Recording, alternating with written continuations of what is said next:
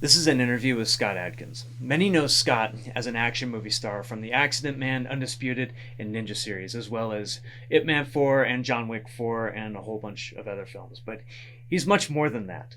Like many of us, Scott came from humble beginnings making his own indie action films, rose through the ranks of being a guaylo stuntman in Hong Kong, played action-oriented character roles in American films, and he's become the star he is today, not just because of his dedication to acting, fitness, and martial arts, but because he's a thinking man who understands action deeply and how to integrate it with camera and editing.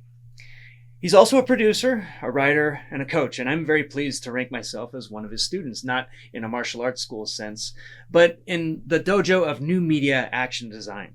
Scott's given me so much help over the years, feedback on my films, giving me advice about doing an action podcast, and being a role model as a family man who's trying to make it in this crazy business. Our conversation covers much of his vast body of work, but he also shows a side of himself that many may not know, a more philosophical, opinionated, and very funny side. I hope you enjoy our conversation. I would like to just start by just talking about your upbringing, where you're from, what you watched as a kid, and what inspired you. My background growing up, my dad was a butcher. I'm from a generation of butchers. So it's sort of like a lower class working background, although I was raised middle class because my granddad and my dad gave me and my brother a bit extra to work with than what they had. Grew up in a pretty small house, but we never wanted for anything. Very much into sports. My dad was quite rough and tumble with us. My dad and my brother, they did judo. And when I was 10 years old, I went along just because they were doing it. And that was my first foray into martial arts. They stopped. Well, we all stopped judo, but then I went into ninjutsu. It was the ninja craze at the time, and I'm about 12, and there's this ninja club above some pub somewhere, and it was pretty ropey, but I went there for a little bit, wanting to be like Michael Dudikoff. But it wasn't until I found Taekwondo when I was about 13 that I really found the martial art that was like, I stuck with that for a long time. And I was a naturally good kicker. So that was a great fit for me, the Taekwondo. And obviously the martial arts just went on from there. Actually, my Taekwondo instructor, Ron Sergiu, of the TAGB, the Taekwondo Association of Great Britain, he was known to be one of the best kickers in the country, if not the world, when it came to Taekwondo. He was known for doing all the flying kicks, breaking the boards, spinning kicks and all this. So he was a perfect sort of sensei for me to look up to and think, because he was all about doing the demonstration flying kicks, and I really was in the right place for that. Stallone, Schwarzenegger, big influence at the time. Remember seeing a clip from Commando as Arnie's double, I suppose, is swinging on those balloons and he lands on top of the elevator. I mean, that was a brilliant stunt because he's letting go and landing on the elevator, so he can't be strapped in, right? He's just holding onto this thing. Massively into Rocky and Rambo. I remember my dad bringing Rambo 2 back from the video store when I was really young, 18, hardcore, lots of death and violence. But watching that as a young kid with my brother and my dad. And just Bruce Lee was I remember, as a kid, you know who Bruce Lee is. Don't remember the first time I was introduced to him, but you know who this guy is. He's the ultimate martial artist, the ultimate badass. And before I saw any of his Hong Kong movies, it was Enter the Dragon. And that would be on British TV late at night. And you'd stay up and you'd watch him in Enter the Dragon. And that left a massive impact on me because he's animalistic, almost scary in that film. He's mean-spirited. You don't want to touch him because he's got that face and he will destroy you. It's that sort of Bruce Lee, isn't it? Which then I found that he wasn't as much of that in the other movies when I saw them afterwards. But if you see Enter the Dragon as your first Bruce Lee movie, he's like, man, that guy's like tough, badass, So He almost kind of has that 80s action hero quality about him in Enter the Dragon, where he's not about a lot of moves. It's kind of like one punch is going to end it. Well, that's it. Bruce Lee, he rarely got touched. I mean, he did in the end fight. But like you look at him in Enter the Dragon, he doesn't get touched until at the end when he sees Han, right? And then somebody hits him out of the blue. And that's like the first time he gets properly hit. And then he gets slashed a few times. But a bit like some of the action stars, they don't like to get hit much. And Bruce Lee was one of them. And then you got Steven Seagal, and you got somebody like Jason Statham. You'll notice they don't get hit much. And then you got somebody like Stallone, myself, Jackie Chan. They love to take a good kick in, because, you know. But some guys, they don't want to get hit much, and Bruce Lee was one of them. What was it about Schwarzenegger and Commando that you enjoyed? Because it's very different. With Schwarzenegger, well, it's just the larger than life action hero, isn't it? The muscles, the quips. You know, he's like a real living animated cartoon in a way. And I want to be like that. I'm going to train and turn myself into something that other people can look up to and go, oh yeah, he's a man. It's that sort of thing, isn't it, right? Do you think that comes also from maybe some of the butcher upbringing? Yeah, and working because I had to go and work there at the weekends. And it's a tough job. And you're in early, you finish late, you're carrying sides of beef, you know, you're lifting up animals, you're cutting them up, you're cutting heads off, and then at the end you've got to scrub the block and everything and wash everything down. It's hard graft, and that's what my parents instilled in me. Actually, my mom as well was a very hard worker, still to this day. I mean, they're both working, they haven't retired, and I think that certainly helps when it comes to making action films, because if you're not ready to just do the grind, then you probably won't do it, will you? It's not for the faint-hearted. It's a slog. Did you realize this when you first got into making indie action films on your own? I mean, where did it start for you, the filmmaking? Yeah, I used to make my own home videos, I would call it, with some friends. And like when I was 12, I got for Christmas, I got a camcorder. And that was it, man. I was just making films and editing them. It would start off with just me being in it and the camera's on a tripod. And then we'd get one friend in, and we had all these different masks, like a granddad mask and a werewolf mask and a burglar mask. And we'd play the different characters. And then, you know, you go through years and years of doing this. And then eventually when I'm 18, 19, I'm making a 90-minute feature with a massive cast of people. And I'm the kid that's getting all the friends together to do this. This was the beginnings of it all.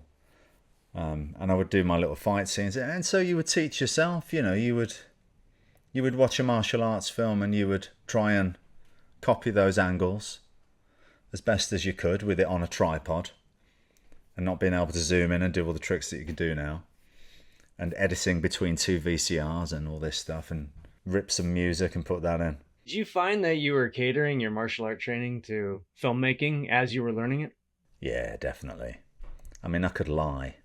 I could lie to everyone out there and say that I'm some badass that was trained down the Shaolin Temple, and I can do the death touch, but you know, I don't want anyone to know how hard I. But the truth is, I'm going into this at an early age knowing that I want to get into martial arts films.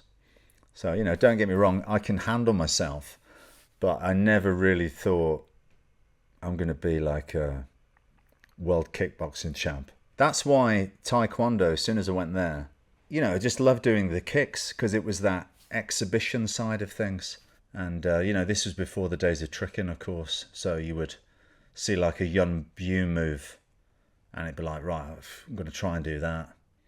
And I remember the Jackie Chan kick in Miracles, where it's like the 540 and he lands and he does the kick and then he does the low sweep. You'd see him in the movies and you try and do them.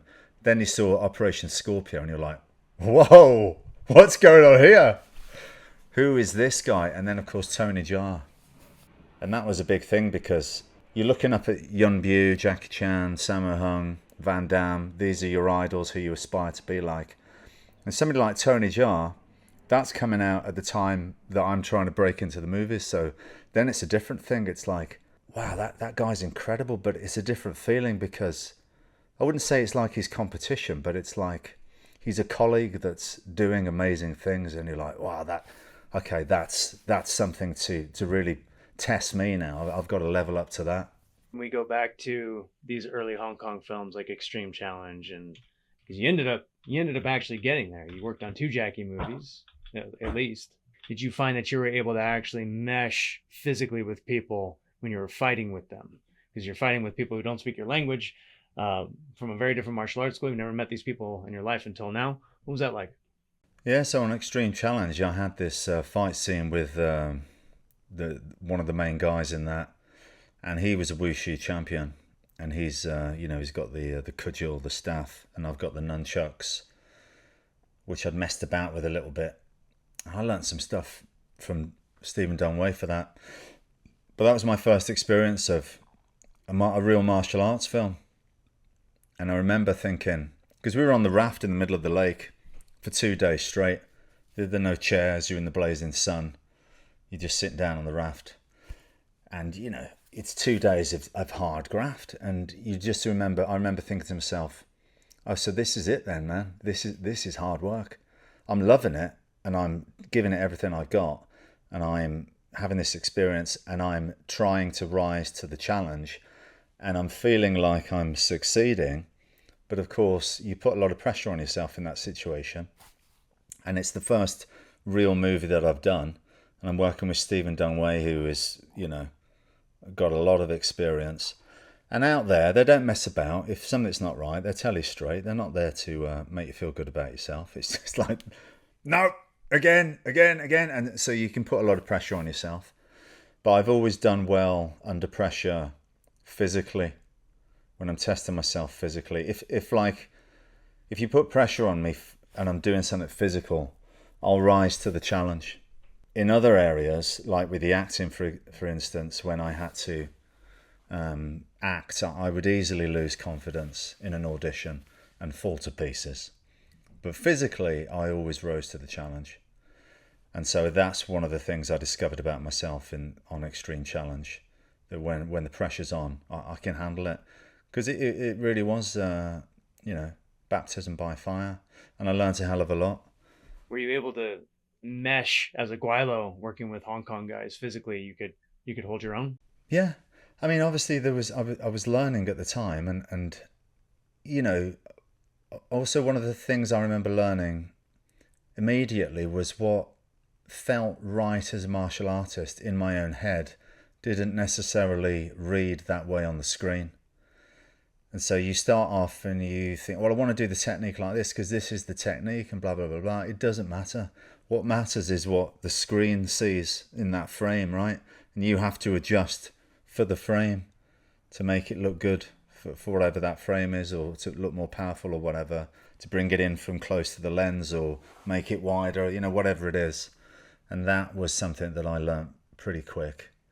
And I've seen people, like real martial artists, struggle with that because they're so indoctrinated into doing it the way that they've always done it. It's like, no, you've got to change it now for the screen. To sell it, we instinctively know, if that guy needs to be seen running in, not to cover him, let him be seen, and then wow, whack. Do you think that the Hong Kong style of filmmaking kind of helps you focus on that a little bit more than the American style, which is coverage style, where it's almost like, well, if we don't get it in this angle, we'll just get it in another one. We can just let the editor rely upon that. I mean, do you think that creates a dependency on one of two different styles of movement on camera? Yeah, absolutely. Because my first experience of the whole thing was a Hong Kong movie, and then another Hong Kong movie. And then when I finally went to America to do a movie, it was an Isaac Florentine movie who was shooting the Hong Kong style. So for a long time, I didn't have that experience. And even when we were making our own films, right, we would think, well, I'm going to copy this Jackie Chan movie or whatever. So let's get that shot. All right, we got it. Now we'll get that shot. Okay, we got that. Oh, let's do this shot now. Like as if you're doing a previs in a gym. But then on a Hong Kong movie, that's how they were doing it. Because that's naturally how somebody would be inclined to do it, I suppose. It's like, we're going to get this part of the fight, going to make it look good from that angle, and then we'll edit it as we go on. And then when I eventually did it the American way of the coverage, and you're doing the whole fight from beginning to end, and you're tired, and you can't make it perfect, immediately, I'm like, what are we doing it like this for? This doesn't make sense. Like, what is the action design process when it comes to shooting coverage style? Because if they're not worried about the camera angle, how are they even how are they even telling the story of action in coverage method? And I mean to steelman this and give them the benefit of the doubt, because it's been done like this for so long that there must be some technique to it. Look, they're hoping to get lucky is all I can see. It's like, yeah, we'll get all these angles and maybe we'll come in for a special for something. But second unit can do that with some doubles, you know. So you can't really do a good shot anyway because you've got to hide doubles or whatnot. Yeah, I mean, I worked on the Bourne Ultimatum. I did a fight scene on it. And this is like 2007, so I've been doing this for 8 years already. And I've done loads of Hong Kong stuff. And there's about 5 cameras. They don't tell you where the cameras are. They're hiding them, which is great when you're acting. Oh, I don't have to worry about like hitting my mark or having a shadow on my eyes. You know, I'm just in the moment with the actor. Brilliant. That's ideal. You can just be in the moment, be in the scene. But if it's an action, if it's a fight scene, you've got to be precise, haven't you? And I remember saying to them, which camera do you want me to make this movement work for? And they're like, all of them. All right, even that one on the ceiling. Okay, do you want me to just twat Matt Damon? Would that make you happy?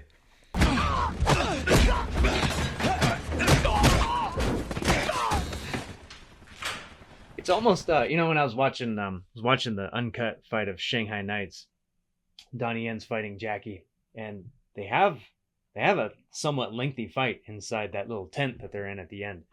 And in the American release, they just sort of cut away from it right away. And there's almost this feeling within American action. Maybe it's the producers, I don't know who's making these decisions, but it's almost like they call it shoe leather, they have a name for it. It's very derogatory. All this extra stuff, they kind of see it as just meanwhile action. It's like they don't even really want to deal with it. They just kind of want to get it out of the way so that they can cut to the airplane or whatever it is, the big thing that's outside. Yeah, I guess it's taste, isn't it? I mean, we love Hong Kong cinema. We love those elaborate fights. I mean, that Jackie Chan Drunken Master 2 fight that's a long fight, and if it was longer, I'd be fine with that. Absolutely love it. It'd be hard to think that anyone gets bored of that fight because there's so many elements and it's more than just fighting. But like the raid, for instance, which I have full on respect for, and I love it. But I can kind of, if somebody says, oh, some of the fighting, there's too much fighting, I might be able to see where they're coming from, because there is a lot of fighting and it's very much the same sort of fighting. But, some people are going to be into that and some people will not be. Me and you, of course. Even with my latest Accident Man 2, I read the reviews. Some people said, too much action. Maybe you're doing the right thing. I don't know. Yeah. This is not a Hong Kong film, but you're in Unleashed with Jet Li. Yeah, that was a great experience, actually. The whole swimming pool was padded on the floor. It feels like we had 2 weeks to shoot that, and my memory's not the best, but I feel like that's how long we had. It was a long time. We were not pressured, we were not rushed. And Yuen Woo-ping was the director of the action sequence, and he did exactly what he wanted to do. And I love the way Yuen Woo-ping shoots action, to be honest. I love it when he tries to make so much work on that profile, which is hard to do, right? When you're making the punches, when you're on the side with people and you're having to connect with hits. It's a bit difficult, but it looks great when you get it right. We rehearsed with his stunt double, which everybody has, who was Tiger Chen, because Jet's off making the movie, he's doing the acting and everything, and us stunt guys were working with his stuntman. It was a weapons fight. For me, that's like complicated. I'm not a master of weapons or anything, but of course Jet Li is. And I remember we had to do this one sequence, and Jet Li, now I don't know if he'd rehearsed this at any point with anyone, but he just comes out and he sits down and he watches us do this choreography like maybe twice. And then he gets up and I'm thinking, okay, he's going to want to feel his way through this. He's only watched it twice. He's going to learn it as we go. And he just did it straight away. He did it like almost full speed, like straight away just from watching it. And that was seriously impressive to me. But you think about all the films he's done and all the fights and so much, knowledge. There was one sequence where I'm not. They may have cut it out of the film. I'm not sure, but we both had to front kick each other at the same time. And I'm bigger than him and I'm heavier than him. I'm being controlled, but he kicks me and I kick him at the same time, and he lost his footing and went down on his back. Because it's harder to move me. It's easier for me to move him because of weight. Nothing else, ladies and gentlemen. It's physics. And he was absolutely cool about it. But I remember the stuntman being like, what are you doing? I'm like, no, sorry. But I remember that because it's one of the, you don't, my job, and I'm well aware that my job is to be there as a martial artist and support the process of making this film, and to keep the lead actor safe. Now, if it's somebody like Jet Li or, a martial artist, it's a little bit easier than if it's Matt Damon or Hugh Jackman, because they're kind of a bit more used to it. But still, you don't want to be the one that kicks Jackie Chan in the face and ends up shamed in the end credits. You don't want to be that guy.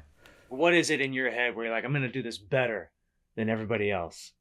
It's hard for me to dream big, which probably was a mistake looking back. But it goes from, I just want to be part of this. I just want to be involved. I mean, yes, in my wildest dreams, I want to be a star. But then I'm holding myself back with that. So I'm thinking, well, I need to go through the stages. I just want to get in a Jackie Chan film and be a stuntman. I want to just get in a martial arts film and be fighter number whatever, and in the tournament, which it was with the Extreme Challenge. And you just take it stage by stage. And I remember at one point, we were talking about this, doing Special Forces. And that was my first lead role, really. And I remember thinking to myself, I don't know what my style is. I don't know that I've figured it out. It wasn't until I did Undisputed 2 and played Boyka. Because I remember when I was first starting out, posing was still a thing. You do your kick and then the guy, and you do a pose or whatever. So I do these poses. I never felt comfortable with it, and it's kind of lame. It's cheesy. You don't want to pose. It's a Bruce Lee thing. But that was in the 70s. And so doing that in the early noughties, it didn't feel right. And I got rid of it on Undisputed, like that, the posing, just get rid of it. But I found hitting with power and being very agile, athletic, yet very powerful, kind of became the style that I found for myself. And it was like, now get rid of the poses, that's cheesy, don't do it. Yeah, I mean, it was one of the first MMA films ever made, if not the first. I know they did these shoot fighter films, which were kind of like that, but this was the first martial arts film to do that since the UFC kind of blew up. And so that was the style, was MMA, And I used to teach kickboxing. I know the style. That is my style. Taekwondo and kickboxing are my main martial arts. So it was an easy fit. And obviously you just blend in the gymnastics and the tricking type of kicks. But yeah, I guess that became that is my style, because those are the martial arts that I've trained in the most. So it's a natural thing. Boxing and kickboxing and high flying kicks, that Taekwondo side of the kicks. And then I recognised that it was effective.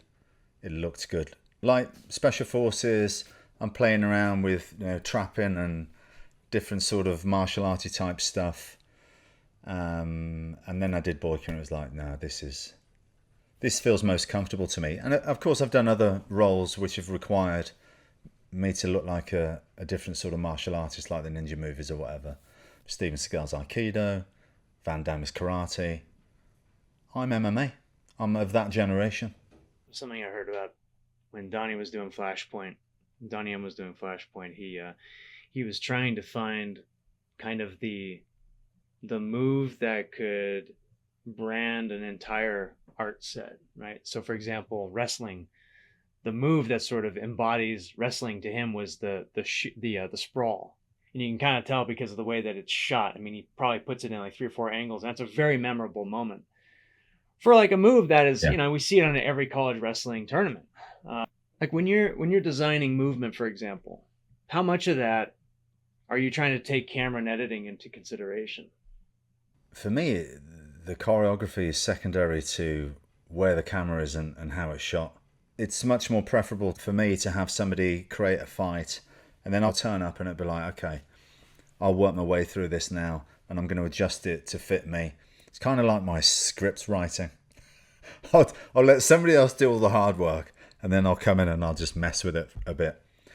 But what's more important to me is, because a kick is a kick and a punch is a punch and all the rest of it, as long as we're telling the story, and I might not have been thinking about that back in the day, but certainly now, as long as we're getting the story beats across and the character is the character, he needs to fight like the character should fight. But for me then it's more about, I'm interested in where the camera's going to be to capture that, you know, and I'll put my ideas into the choreography. And that's how I prefer to do it. I did more choreography in Accident Man 2 than I've ever done before. I did a lot. I wanted to talk a little bit more about the choreography process that you went through in America. X-Men, Expendables. X-Men, yeah, I mean, I came to Sydney and I'm there with J.J. Perry and Sam Hargrave and Dan Stevens. And we came up with concepts for Deadpool and how he should fight. And obviously we were tapping into a lot of the high flying, you know, the flash kicks and the somersaults, side somersault with the side kick. We came up with that move where, I mean, I think I was like, I did it off the wall one day. I did a spin off the wall and threw a kick. And JJ's like, do you think you could do that off a person? Oh, I don't know. Yeah, let's have a go. So I did the spin off the guy and I kicked somebody else. Didn't make it into the movie, but I used it in the next movie, Ninja. But JJ's a guy that would push me, you see, because I could do a flash kick. And he's, for Undisputed too, he's like, do you think you could run up the guy's chest and flash kick him and do a somersault and land? Well, I don't know. Yeah, okay, let's give it a go. And he would really, really push me to do things that I didn't even know were possible. I was scared I was going to land on my head, but luckily it didn't. So we came up with the concepts for how he should move and present them to the producers and the director, you know, look, he can do this, he can do that. And then they would choose what they really liked. And then we would arrange the fight sequence, putting in those ideas. And I mean, I assume the choreography is just worked out in advance. You don't really work out the choreography in these American films on set, right? No. Yeah, Jackman's coming in and rehearsing. Everyone knows what they need to do. What was interesting about that film was that Sam Hargrave cut together all the action.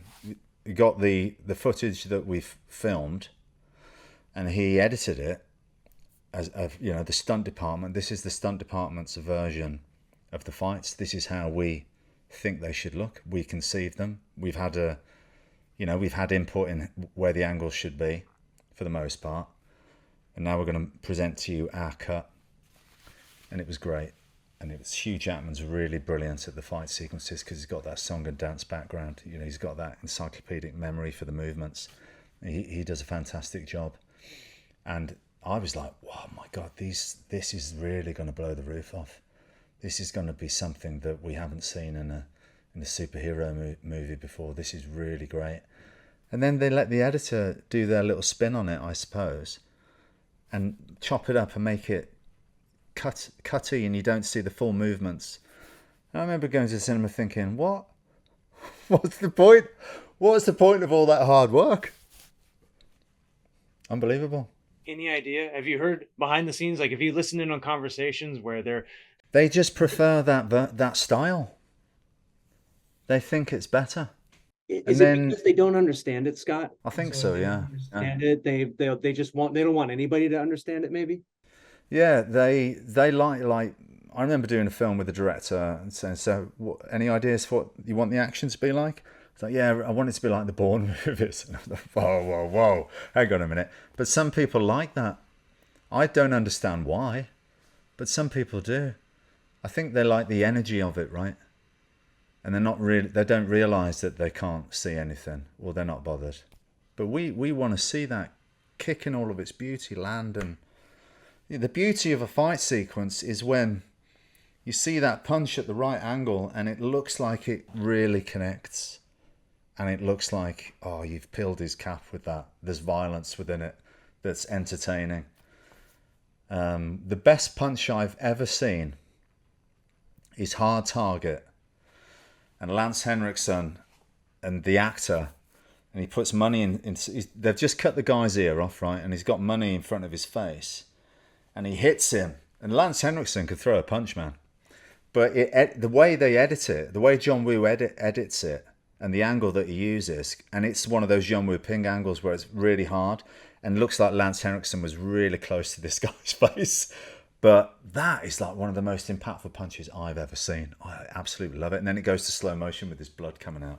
I was just getting started when Bourne Identity came out, and I just didn't really pay it much mind, and frankly, we weren't really talking about it too much. And then it was almost like maybe 3 or 4 years go by, and everybody still remembers the Bourne Identity action style. It was like that stuck in memory. Because Greengrass is smart, and I give the Bourne films a hard time with the acting. But obviously he's an incredible director. And he said something which is very smart. And what it was the less the audience sees, the more it believes. And he's right. But for me, when you can show it and it works, you know, I believe Donnie Yen is kicking the crap out of all the guys he's fighting in Flashpoint. And it looks realistic as hell. And that's hard to do, isn't it? That realistic, like, punches coming in really close, scrappy stuff, winging, like almost freestyling within choreography, it seems like. And just people are covering up and just trying to protect themselves. And, you know, there's a lot of room for mistakes and injuries, and that is going to be no fun, but it looks absolutely fantastic.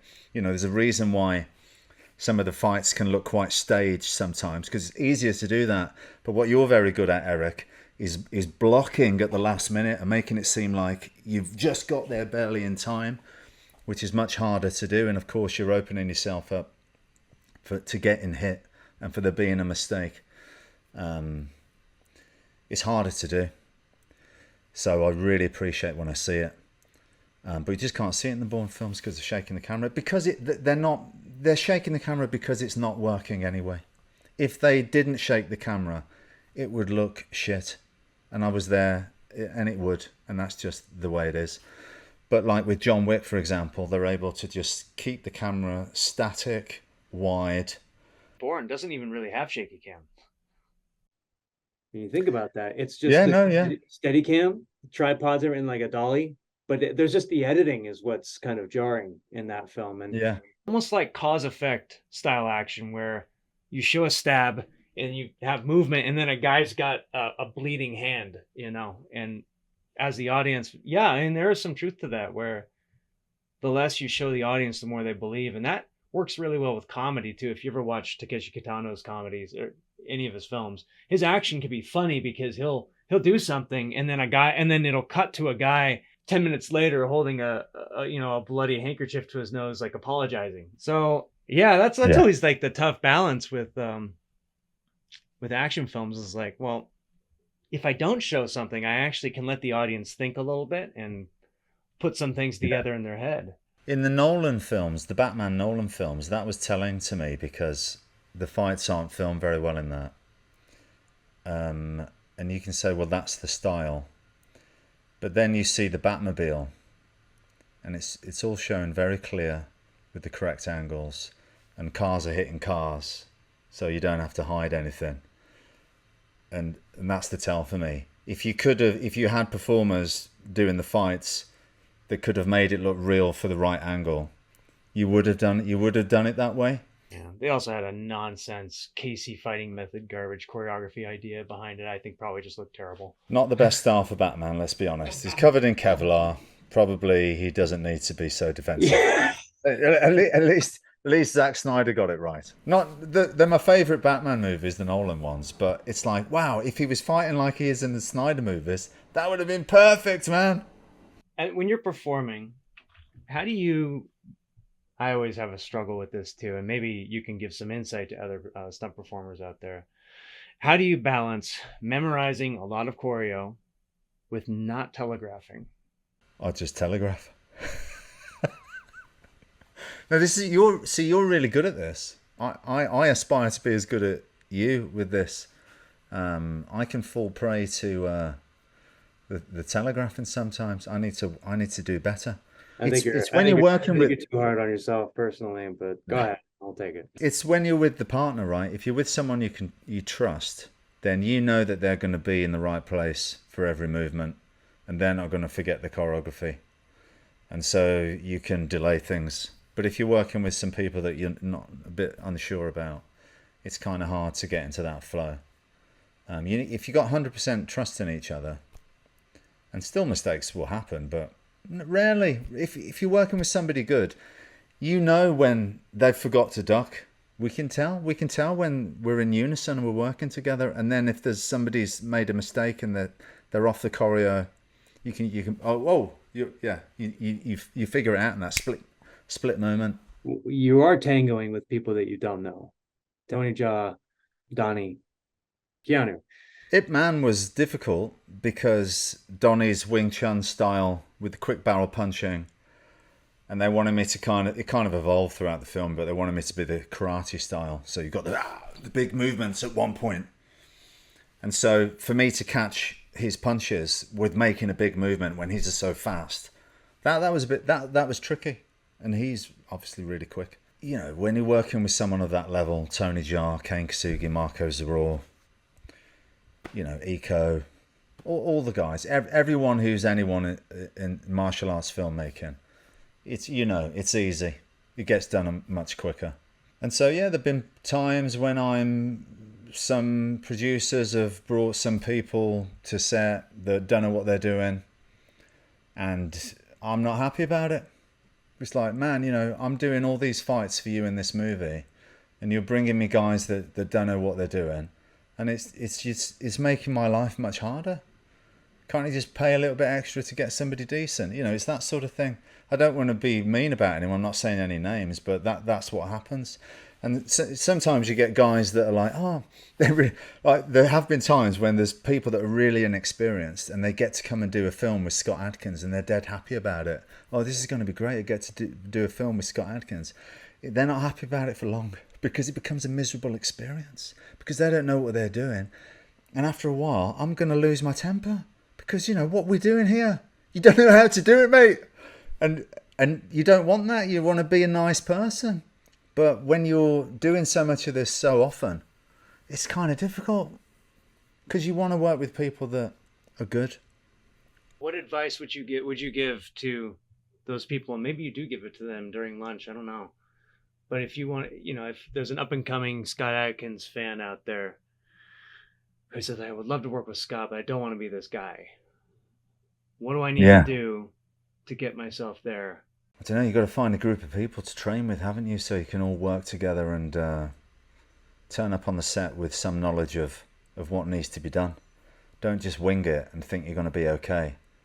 And even if you're a professional fighter or something, it's different making a movie.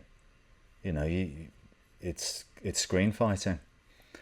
Some real fighters are better at it than others. Some haven't got a clue. Some fighters have this kind of broken rhythm, which is great if you're a fighter. But you kind of need to know what the rhythm is when you're doing a film fight so that you can delay at the last minute and stay close to each other.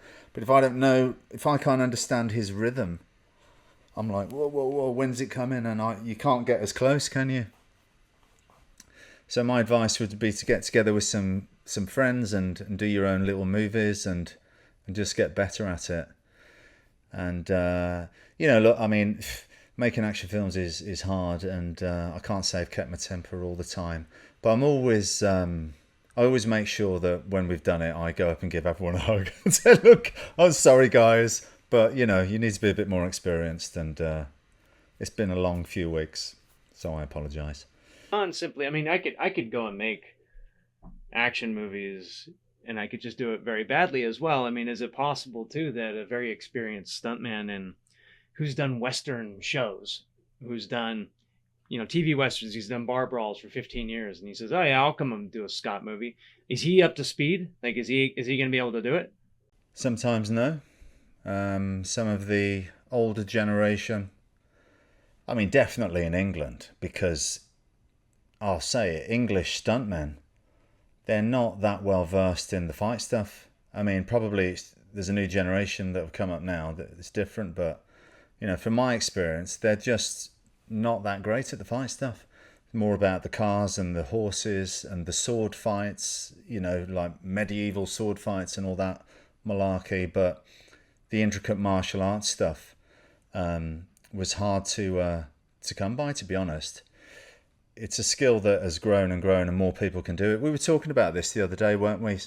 There was this chat going around about Bruce Lee not being in favour with some of the American stunt guys that he was working with, and somebody said that he was being a bit of a jerk or whatever, and I heard that and I just thought to myself, yeah man, I don't doubt it, because at the end of the day, I seriously doubt that an American stuntman in the 60s is going to be able to keep up with what Bruce Lee's doing at that time. He was ahead of his time by a long way. And for him to be doing the trapping and the Wing Chun and all that stuff that an American stuntman would never have even seen before, let alone tried. They're used to running up and doing the John Wayne punch, and there's Kato, mile a minute, doing all this stuff that they won't even recognize what he's doing. Like, when do I take the hit? Because I can't even see when the kick's coming. I've been in that situation when I'm working with a stuntman and I'm going to do like a 720 kick or something. And they don't know when the kick's coming because they don't understand the kick. So they're going too early or they're going too late. And it must have been like that for these guys. So I don't doubt that Bruce was getting frustrated with these guys because he's wanting to do his thing. I saw you in Day Shift with the Vampire Nunchucks. One of the highlights for sure. What's it like working on a J.J. Perry movie? Oh man, that film was like second unit for the whole shoot. I think he had 40 something days to shoot the whole movie with no second unit. JJ's done a lot of second units, so that was the vibe. So I think we had 4 days for that action sequence, and one of the days was me and Steve Howie doing all of our action. And it was a rolling lunch, French lunch, so you don't get a lunch break, you just grab it when you can. And I remember it's getting to like 6 p.m. or something. I'm like, Jesus Christ, we haven't stopped. We haven't stopped doing this fight. I'm tired because, you have a bit of time off. You lose the endurance and you kind of need to get back into the flow. But the first day back in was just a mammoth day. And I ended up missing my lunch. Never one of the hardest things I've done. But yeah, that was the vibe. It was like push, push, push to get all the shots. Like massive stunt team. And everyone all hands on deck to help JJ deliver his magnum opus, his directorial debut, but obviously so stunt heavy. And yeah, it was cool, man. They got so many setups. It was impressive. Was that all prevised, or how much was on location versus prevised? It was all prevised. So you'll have, I imagine, you'd have the camera set up for the main shot of that section, and maybe there's 3 cameras at all times, and so you might have another camera set up for another angle that they've already determined in the previs, and then you'll have another camera just to try and get some gravy, and maybe we'll use that in the edit, maybe we won't, and it was that sort of thing. But yeah, it was heavily prevised. I mean, I remember I was still working on one shot in England and saw the previs that it stayed as pretty much. So they're shooting multiple cameras, but you are still performfor one of the cameras? Is that kind of the vibe? Yeah. I mean, a lot of the stuff with that was, we got guns, there's not a lot of hits, so you don't have to find the right angle for a lot of it, because it kind of works anyway. But, if there was ever a question, it's like, well, which is the main camera for this then? Like, yeah, okay, got it. Well, before I leave that one, how much of the action design was your idea? I mean, were you in on the previs sessions? No, not at all. It was all determined ahead of time. And, look, for me, I was happy to be in a big budget Netflix film, and me and JJ go back a long way. And I'm super proud and happy for him to have this chance to direct a film And I just saw it as, yeah, I'm really happy to be in this movie, but I'm going to come and give JJ exactly what he wants, you know. I got doubled for a couple of moves because maybe that's the 28-year-old in me. But so if it was one of my films, I would have just done a different move and done it myself. There was this one move, I mean, I've never even done it in my life, so I can't do it.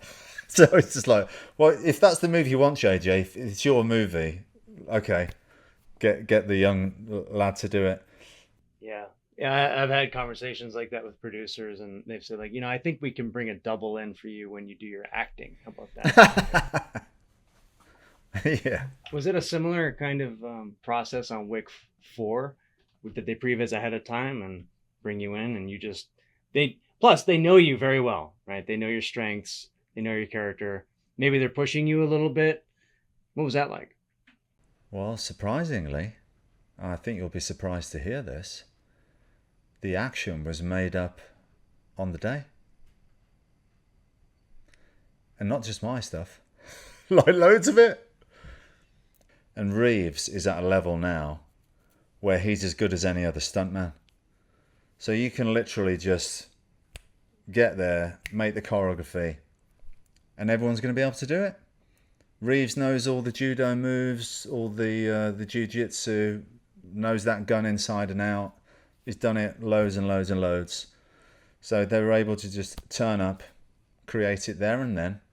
But that was surprising to me, unexpected and impressive. What about setting up camera and all that? I mean, was that easy for them too? If they had a new idea, they'd just reposition camera and grab it as they went? Because that's a lot of the time one of the breaks that they put on improvised choreography, not just the actor, which in this case is solved because of Keanu, but also because camera team was like, well, we're already lit over here, so we can't really do that.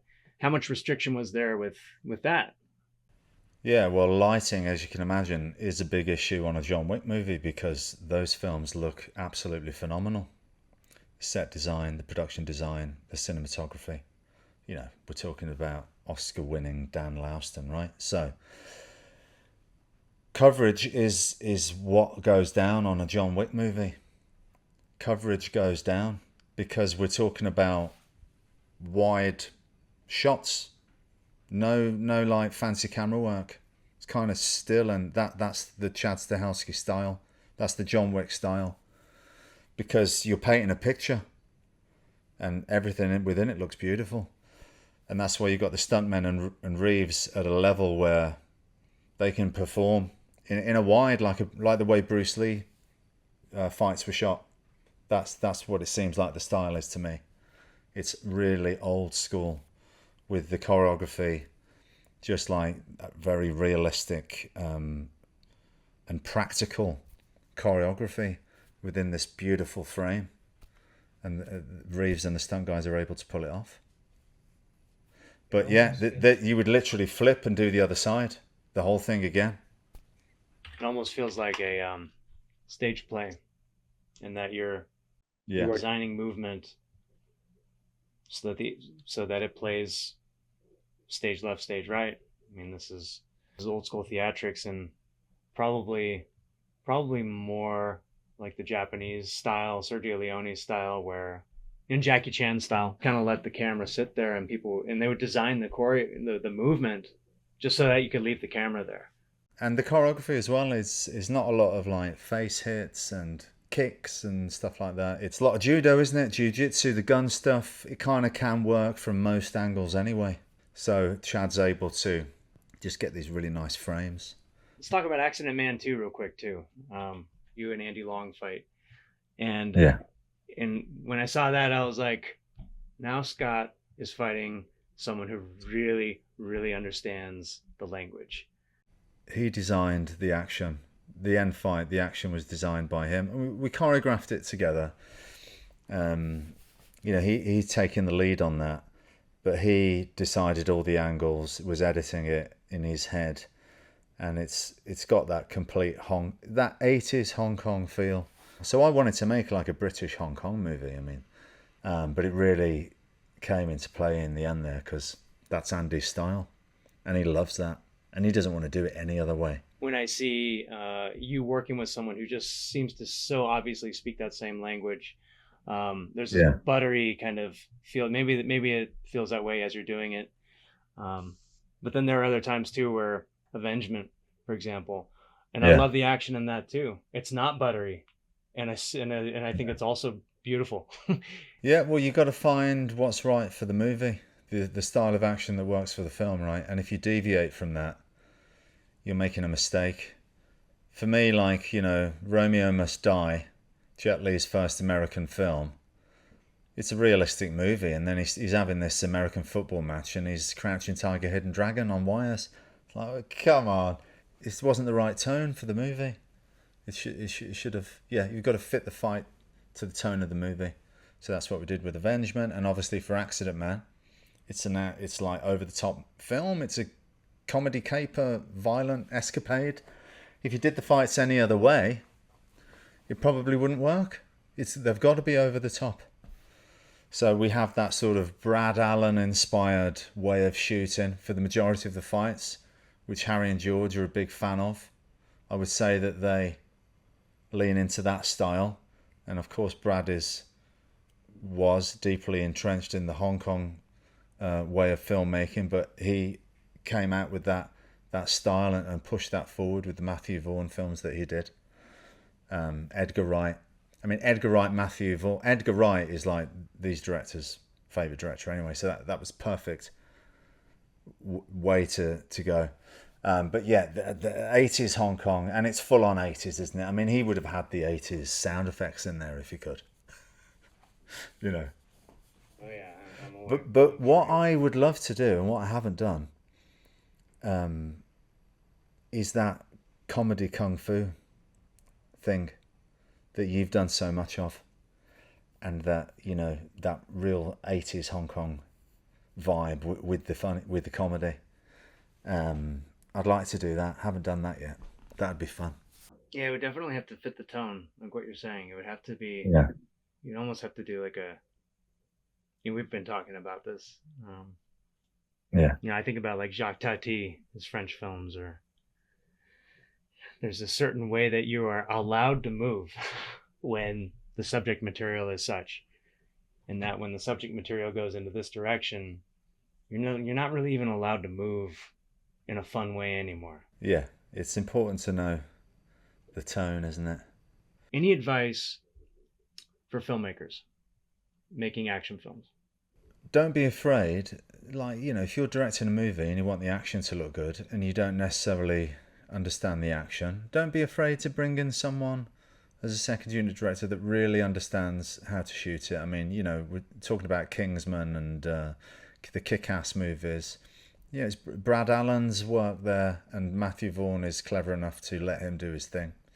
And there's no shame in that. And then what you can do is you can sit next to someone that's experienced like that in shooting action and really just understand the process and realize why things are done a certain way and all the tricks of the trade. Well, you've got a big role in John Wick 4. What can you tell us about the action design process in John Wick 4? I was working with Jeremy Marinas, who was the fight coordinator, and we were putting down some, potential ideas in the gym, and Jeremy would take them and show them to Chad. So I was just coming in with my hoodie on and putting a big pillow in the hoodie so that, I could feel like this bigger guy. And we were just putting down some ideas and sending them to Chad and see what he thought. But I think Jeremy was playing catch up a little bit for various reasons, COVID being one of them. A lot of the fights were pre-vised, but mine was not. So I got to the set and we made it up on the spot.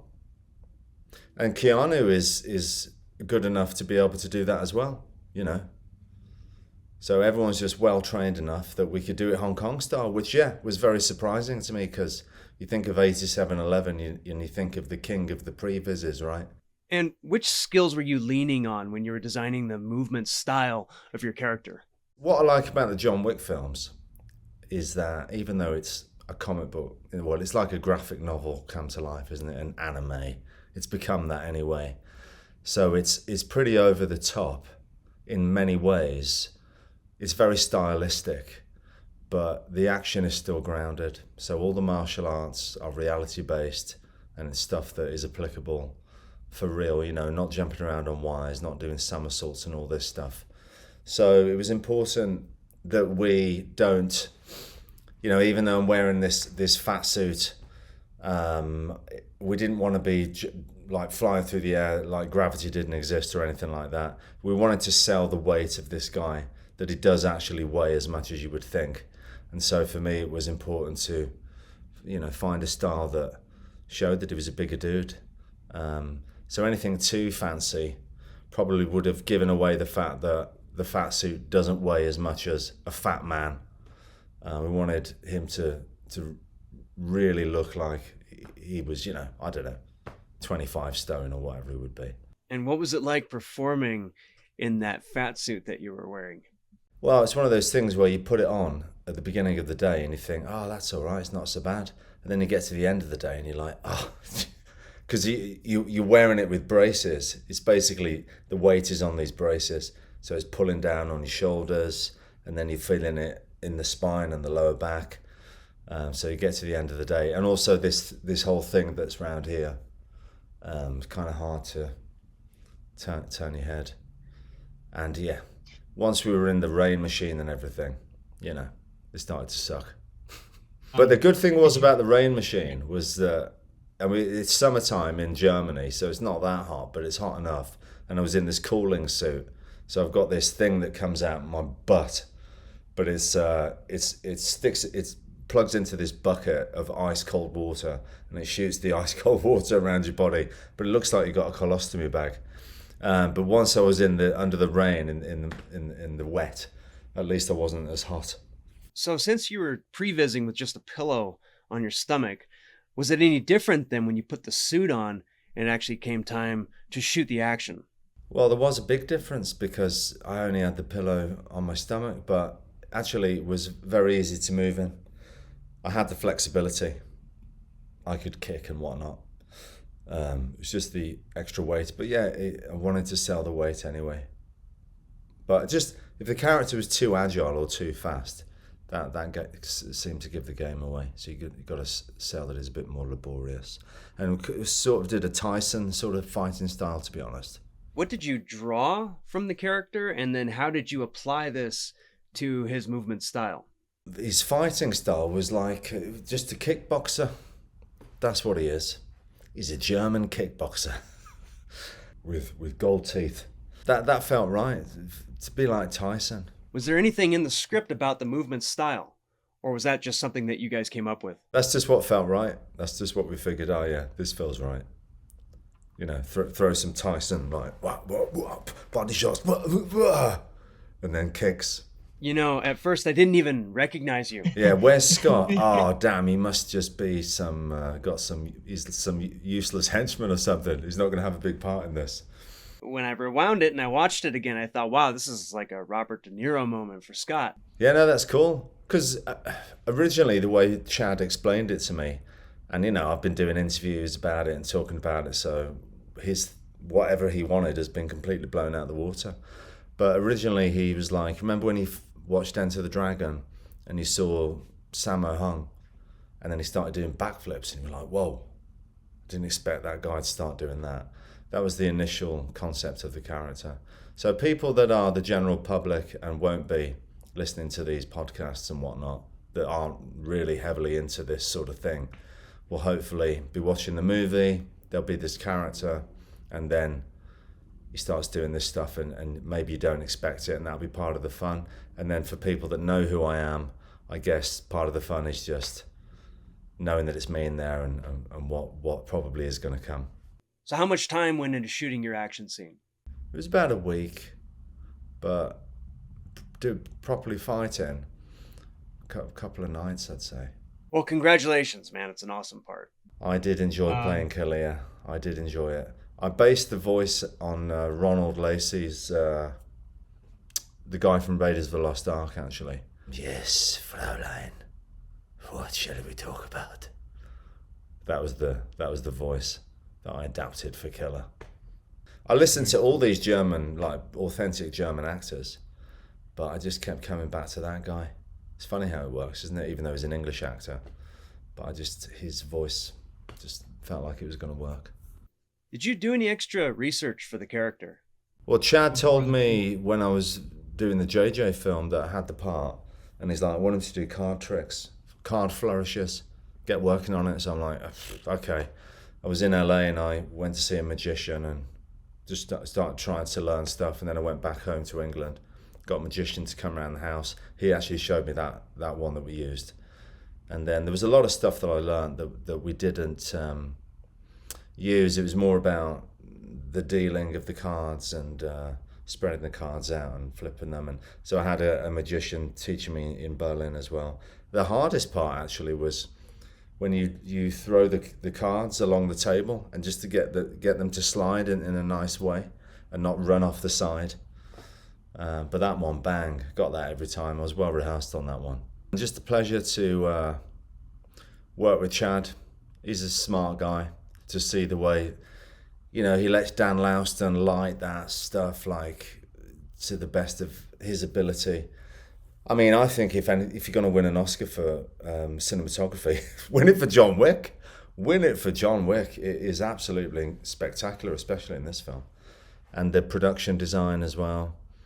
God, the sets and every shot is just incredible, a work of art. I mean, there's this sequence in the Louvre, and you're like, well, yeah, the whole movie looks like the Louvre. It's amazing. So it's not just the action, is it? It's the whole thing and the world that he's created. It's seriously impressive. And obviously for guys like us, to see someone like Chad come from stunts and really come up and just keep knocking it out of the park. Him, JJ, David Leitch, Hargrave. It's great. I went to Chad's house one time and he showed me his book collection, and he was especially interested in Japanese architecture. And he said that you really need something besides just the action and the filmmaking and the stunts, otherwise you're going to go crazy. And when you look at a film like John Wick, you can tell that that's an architectural movie. That movie is designed visually. The working title for the film was Caravaggio, so heavily inspired by that artist. You can see it throughout the movie, especially in the sequence I'm in. There's these Caravaggio-inspired statues all over the place. You're a family man, like many of us. What's it like having to leave your family for weeks on end for some of these projects? It's not easy, but look, it's something that I've always been doing, to be honest. My daughter, as soon as she was born, I was away a lot, working a lot, because that's kind of coincided with my career kicking into another gear. So I was taking advantage of it and working a lot. And then when my son was born, 2018, obviously 2020 was the pandemic, so he's 2, and I was around a lot. And so Carmel was kind of used to Dad going away, but then Joshua was used to having Dad around. So then when work got, when people started working again and I was off, that was hard to see how he couldn't deal very well with me leaving. Whereas Carmel she's a bit tougher than him as well in some ways, but it's always been that way for her. And he was like, where's Daddy? And so that was, difficult. But it's just, it's the trade-off. I'm very passionate about my job, and I love my family dearly, my kids and my wife. But I'm passionate about the job as well. So it is what it is. And of course, working provides us a nice lifestyle. So it's got to be done no matter what anyway. Did you find that having a family changed your drive in some way? Oh, yeah. Definitely when Carmel came along. Actually, when that was all happening, I even thought to myself, because I'd done Undisputed 3, but it was bits and bobs, and like the gap between Ninja and Undisputed 3 was 12 months. of no work. And so I may have even had that thing in my head for the first time in my life where I said, do you know what, I don't know do I need to like stop this and get a real job because I've got a family to support now. And then it just kicked into another gear, my career did. But it's very nerve-wracking. It's easy when it's just you. But then when you've got a family to think about, of course, you've got to provide for them. Do you have any advice for anybody who wants to start a family but also wants to have a career in action films? It's going to take a bit of sacrifice, not just for you, but for the wife and the kids. It is what it is. If you're going to go and join that circus, you're going to be on the road for a bit. And so you've got to accept that. Maybe it's not for you. Maybe it's not for the wife. These things need to be, figured out beforehand. But that's the gig. It's actually easier for an actor than it is for a stuntman, I believe, because stuntmen a lot of times will be working on a big production and it's a 9-month gig, 6-month gig. Whereas, I don't do a lot of big films, so I'm away for 5-6 weeks and then I'll be back. Whereas if it's like, you're working on a Marvel movie, you're gone for 9 months, potentially. Where do you see the martial art action film industry going, and where would you like it to go? Well, I was pretty down on the whole situation at one point because I was thinking, we've got to a point now where you can do face replacement on stuntmen, and you can train up actors to look competent in their fight sequences. So the authentic 80s/90s action star is a thing of the past, which I grew up on and wanted to be, and now I'm in an era where that kind of guy is not needed anymore, but that's what I am. But then now we're seeing all these directors coming through that have come from stunts and appreciate someone like myself, someone like yourself, someone like Marco Zaror, Ryoki Sanada, Mark Dacascos, and want to put these guys in the movies because, they appreciate what we do, that we can do all the fighting stuff, and they don't have any snobbiness around like, can this guy act or not? It's like, yeah, he can act. I'm not going to second guess it. He can do it, and he's going to do the other stuff. I don't have to spend time training him. I don't have to replace his face, blah, blah, blah. So actually I think we're coming back around to a good time, but we're, obviously the action filmmakers are very astute now at using the CG, computer-generated elements as well, to keep it safer, to make it easier, but also, you still got some pretty hardcore stuff going on. In John Wick, there's some really hardcore stunts going on that are absolutely phenomenal, but they are enhanced by CG, and which probably, makes it a bit safer, but it's still pretty hardcore as well. So I think we're in a good place, and I'm not sure where it will go from here, but it's great that these stunt guys are being given these opportunities to, it's showing that stuntmen are creative. It's not just about, I'm tough and I can smash myself off the concrete. It's no, these guys have been previs in all these action scenes for ages. They've been giving you all the trailer shots for these movies, and now there seems to be a bit more trust for the creative side of the stunt fraternity to do what they do, and now they're directing and they're doing great stuff. And finally, people can look at a John Wick movie or Extraction or Bullet Train and go, yeah, there's not much shaky cam here. I think we may be past that time now, past that horrible time in cinematic history. We've got through, out the other side. Great. Thank you, Scott. I really appreciate your time, and thanks for being on the podcast.